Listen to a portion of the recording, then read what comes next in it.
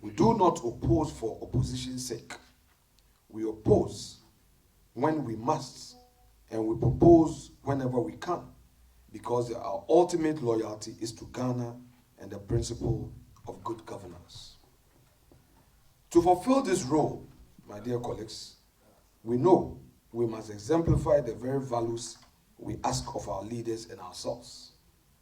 It demands discipline in our ranks, the discipline to show up early for sittings, to study every bill and brief, to listen to our constituents' needs. We must work hard in committee meetings and exercise restraint and respect in the heat of parliamentary debates.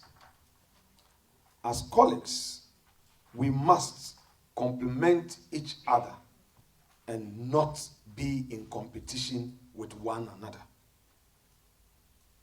The success of one must be seen as a collective success of all. We must be determined to share knowledge, experience, and ideas, and it does not matter who leads the charge. Sometimes, those of us who are quietly sitting behind should take pride in the one who has voiced it out for the good of all, rather than seeing that that person is shining and what about us.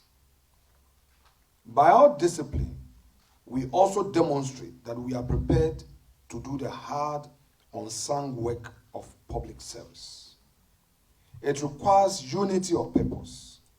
We come from different regions, tribes, and backgrounds, and we may not agree on every tactic or detail or strategy, even as one party. Yet, we are bound together by the common mission to serve the people and uphold the Constitution. Ours is a center-right ideology, and we must not forget it. When we stand united by our principles and we speak with one clear voice for those we represent, we cannot be easily ignored. Unity means forging our ideas into a single, stronger force for the good of this nation. Let the country see that, even in our debate and internal discussions, we ultimately rally around what is just and right. In our unity, Ghana's many voices find harmony. It calls for loyalty. Loyalty to the party, the NPP, the elephant brand. That is where we emanate from. Each of us has sworn an oath to defend the welfare of the Ghanaian people, but on the shoulders of our party. That oath must come before all else. We must be loyal to the truth, even when it's inconvenient. Loyal to our constituents, even when they demand difficult changes. Loyal to the national interests, especially when partisan temptations beckon. Such loyalty means we do not waver in speaking up for what is right, and we do not break faith with the people who place their trust in us.